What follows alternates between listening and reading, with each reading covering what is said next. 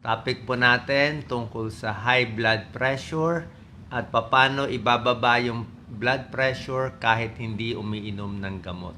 Okay? Una-una, magbibigay muna tayo konting disclaimer.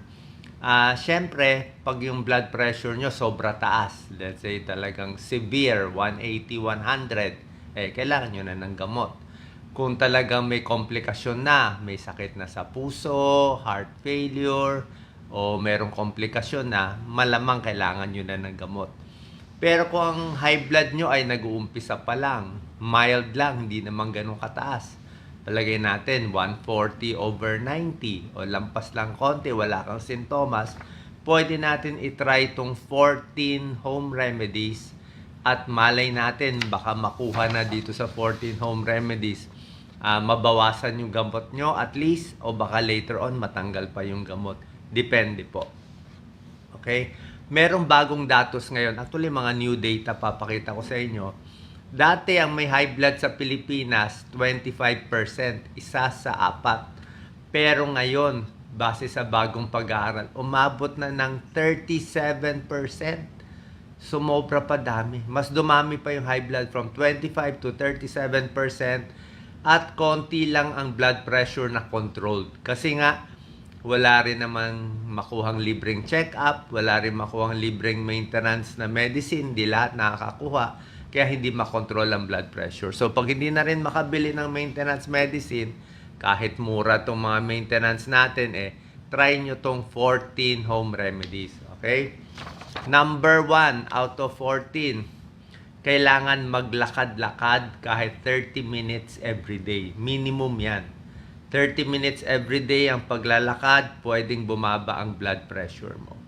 Mas lalakas ang puso, mas maganda yung pumping, mas efficient. Baga sa kotse, mas pinapaandar mo yung kotse, mas gumagana yung kotse, mas hindi siya magasto sa gasolina. Parang gano'n. Kung mapapahaba mo pa yung exercise mo, lampas 30 minutes. Kung kaya mo 45 minutes, mas mabilis ang lakad, mas maganda pa. Number 2, yung alat talaga babawasan. Reduce sodium intake. Anong ibig sabihin ng reduce sodium intake? Diba lagi ko sinasabi sa inyo, bawasan yung patis, toyo, yung mga fast foods, mga french fries, maalat lahat yan Kahit yung mga fried chicken na maraming breadings, maalat yan. Meron po kasing issue sa sodium. Ito yung issue dyan. Lalaliman natin. Meron tinatawag na salt sensitivity. Okay? May mga lahi, may mga tao na sa dugo nila, sensitive sila sa salt. May pag-aaral nga pag sensitive ka sa salt, mga 50%. 50% na may high blood. Alam ko sa Pilipino, maraming sensitive sa salt. Ibig sabihin, pag maraming alat kinakain, naha-high blood sila. Pero may ibang tao, kahit kumain na maraming maalat, baliwala. So, hindi natin alam kung saan kayo papatak dito. Pero may tao, pag sensitive ka sa salt, genetic to, pag binawasan mo yung salt mo, bababa yung blood pressure mo dramatically. Okay? Kaya iwas sa pagkain sa labas, sobra kasi alat. Tapos, imbis na, minsan mahilig tayo sa toyo, patis, like sa mga sinigang o nilaga. Pag sa nilagang baka o baboy, lagay nyo na lang suka o lagay nyo kalamansi. Minsan kalamansi nilalagay ko. Kalamansi, lemon, suka o mga herbs o hot sauce na lang. Yung iba na lang herbs gamitin mo para hindi alat. Okay? Yung mahilig sa betchin, bawasan na rin natin betchin. Kasi betchin, sodium din siya monosodium glutamate Diba? MSG din siya. So, posible din siya maka-contribute sa high blood. So, reduce sodium intake sa restaurant food and processed food. Subukan nyo, bababa blood pressure nyo. Dalawa na yan. Pangatlo, sa alak. Okay? May konting pag-aaral na yung konting alak, baka daw may tulong sa puso. Pero pag nasobrahan mo naman yung alak, marami ng negative effects. Okay? Actually, sa mga pag-aaral, kahit konting alak, pwede makataas ng blood pressure. Tsaka yung alcohol, maraming calories din yun. Isang beer, maraming calories para kumain ka na ng 3/4 cups of rice. So, Pag maraming beer, maraming wine, tataba din. Mas overweight, mas high blood. Pag kayo overweight ng 20 pounds, lampas kayo 20 pounds sa tamang timbang mo, ang blood pressure tataas ng mga 10 up to 20 points. O mamaya, tip natin, lose weight. So, drink less alcohol. O kung pwede, tigil na lang. Number 4, ito hindi nyo alam. Pampababa ng blood pressure, di ba sinabi ko sa inyo, bawas asin. Kasi maraming asin, nakaka-high blood. Ang dadamihan yung kakainin, potassium-rich foods. Kasi potassium and sodium, magkakontra yan eh. Pag marami kang sodium kinain, high blood. Pero pag marami kang potassium-rich foods kinain, bababa yung blood pressure mo. At least hindi siya tataas o makakababa. Kasi kontra yan dalawang yan. Pag marami kang potassium, lalabas ang sodium sa katawan. Ano potassium-rich foods? Siyempre, saging, potassium-rich foods. Prutas, gulay, green leafy vegetables, kamatis, lahat yan potassium. Prutas, melon, saging, avocado, orange, lahat yan. Potassium meron din sa tuna, sa isda, sa nuts, seeds, and beans. Ito mga healthy foods, potassium rich. Pero basically, saging, patatas pwede, pero hindi yung hindi french fries, patatas na mga baked potato o sinasama sa mechado o sa ulam, sa nilaga, di ba may patatas. Mas okay yun. Number 5, kape. Okay, may issue dito sa kape Tulad ng asin, itong number 5, mga bagong pag-aaral to kinakwento ko sa inyo. May taong sensitive sa kape, sa caffeine. May tao, like uminom lang siya ng 2 cups ng brewed coffee, ganyan, manginginig na. High blood din na siya, tataas na blood pressure niya. Pero may tao, inom ng kape, ay baliwala. Okay? So, pag uminom ka ng kape, tataas yung blood pressure mo, bahagya, pero short term lang dapat. Hindi dapat pang matagalan. Pero yung mga taong sensitive sa caffeine, minsan nakakataas ng blood pressure. Kaya depende sa inyo. 'Di ba? Baka bawasan yung kape o wag masyadong matapang. Number 6, ito talaga, chronic stress ang nakaka-high blood. Okay? Hindi ko sinabi konting stress o na-stress ka, may kaaway ka today. Chronic stress, yun talagang ilang buwan na talaga yung problema mo. Ilang buwan na kayo nag-aaway ni Mrs., ni Mr. Yan. Ilang buwan ka na talagang hirap na hirap yung bukod sa chronic stress, kasama dito yung kulang sa tulog. Siyempre, stress ka, hindi ka makatulog eh. So, kailangan mahaba ang tulog at pag may chronic stress, yan talaga nakaka-high blood. Minsan may mga trabaho talaga nakaka-high blood. Baka lawyer o yung talagang mahihirap na mga jobs, mga negosyante, nalulugi, kulang pa sa tulog. Kasi pag stress ka, bumibilis ang heart rate, sumisikip yung mga blood vessels natin. Okay? So, ano nakakababa ng stress, blood pressure? Mag-open kayo ng YouTube o music. Maghanap kayo ng relaxing music. Diba? Maraming music doon, yung mga piano. May pag-aaral yan. Yung mga calming, relaxing music nakakababa ng blood pressure. Okay? At another tip, pang iwas sa chronic stress, baka magalit kayo dito sa tip ko, bawas trabaho. Okay? Ayun talaga bawas trabaho. Pero syempre, bawas trabaho, bawas pera, bawas kita. Pero naman, mas healthy ka naman. So, bahala na kayo mag-balance. Gaano karaming trabaho gagawin na kumikita pero hindi naman maha-high blood. Doon lang tayo sa sakto. Number 7 out of 14, lose weight. Papapayat talaga tayo. Tulad na sinabi ko, pag pumayat kayo ng 10 pounds, pag overweight kayo, bababa blood pressure mo ng 5 to 10 points. Ganong karami. Tapos pag sinabay mo pa yung losing weight sa pag-exercise, mas maganda. Yung mga ugat natin, mas lumuluwag, mas nag-expand, mas mabilis yung puso mag-pump ng dugo, mas maganda daloy ng dugo. Pagka sa traffic, nawawala.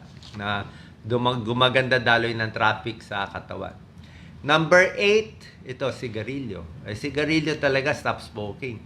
Kasi bawat hit mo na sigarilyo, check mo blood pressure mo, tataas talaga.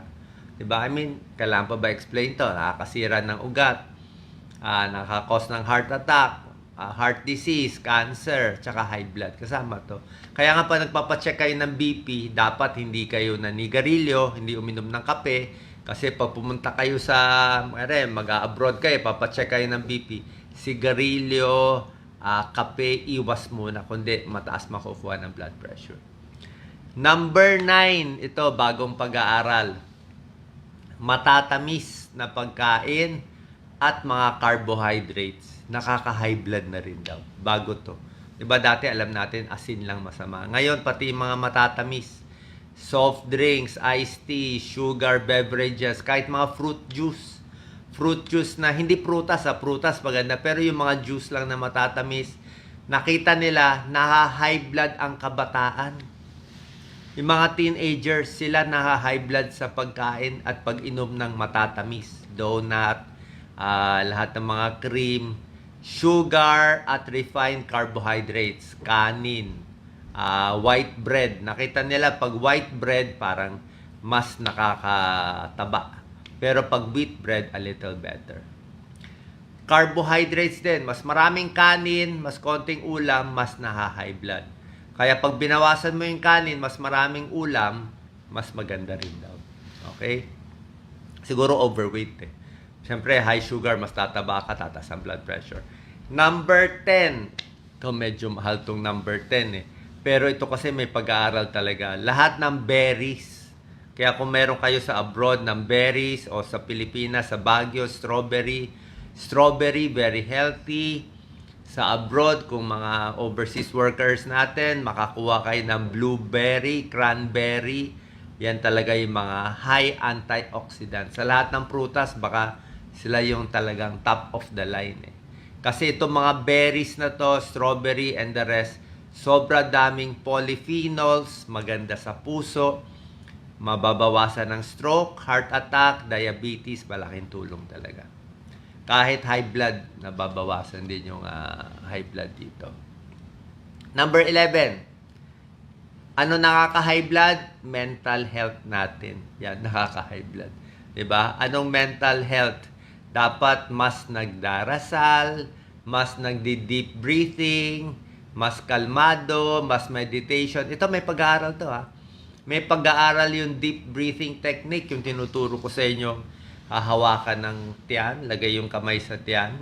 Tapos, pag huminga ng malalim, kailangan lumalaki yung tiyan. Hinga malalim, palakihin ng tiyan. Lumalaki ang tiyan, pigil. Hindi dapat lumalaki ang dibdib pag humihinga. Lumalaki ang tiyan. Kasi diaphragmatic breathing yan. More air. Tapos ang breathing dapat mabagal na mabagal. Bilang 5 hanggang 6 seconds. Hinga malalim, mabagal na mabagal. Pigil, mga 4 seconds. Tapos exhale, mas mabagal pa. Kung kaya mo papagalin ng mga 8 seconds. Ganyan. So, mabagal ang hininga, babagal yung heart rate, bababa yung blood pressure. Maraming pag-aaral yan. Kaya merong mga ibang mga expert, di ba, yung mga naga-underwater sila, kaya nila pabagalin yung heart rate nila, pababain yung blood pressure nila. Utak lang ang gamit nila. Deep breathing, meditation, bababa yung blood pressure. May mga research yan. Number 12, calcium-rich foods. Okay?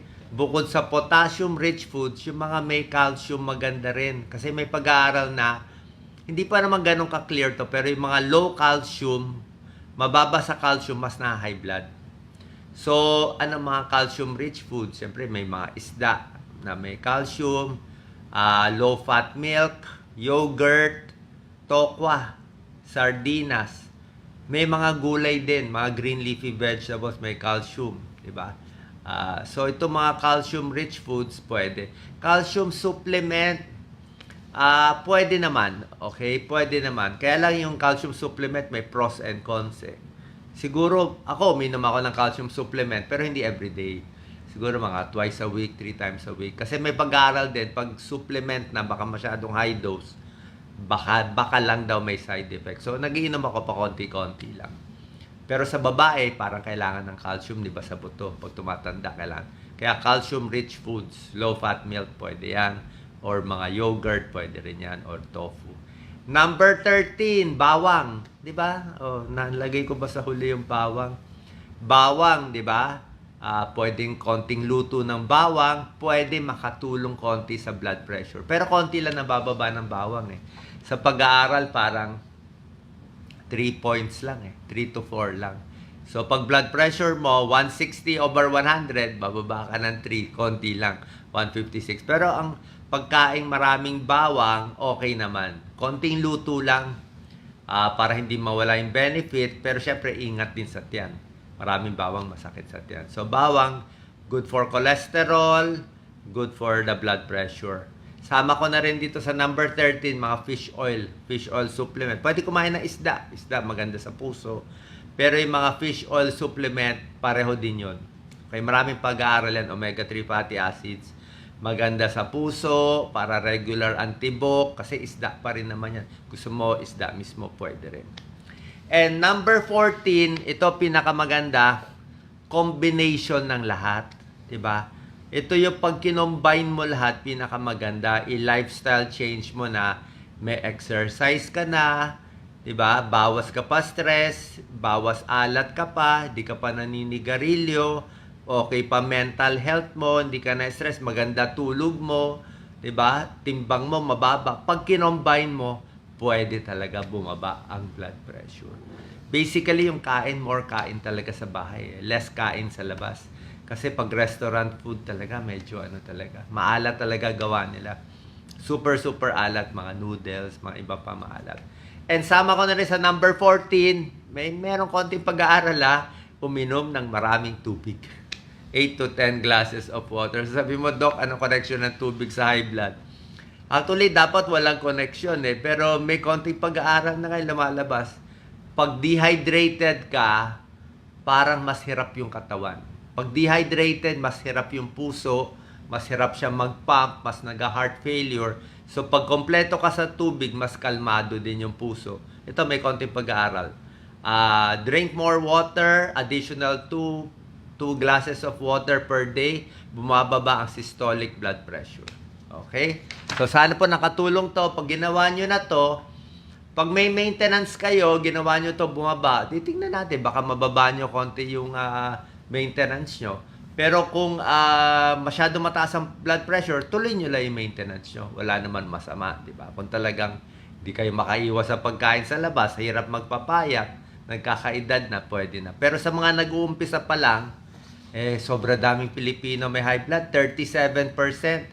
Mabawasan lang natin konti yan, libre pa itong mga tips natin, walang babayaran, walang gamot na bibiliin, who knows, makatulong din. Okay, so ako po bilang internist and cardiologist, pa-check din po kayo sa doktor ninyo. Pag sinabi ng doktor ninyong internist or cardiologist, siya pa rin ang masusunod.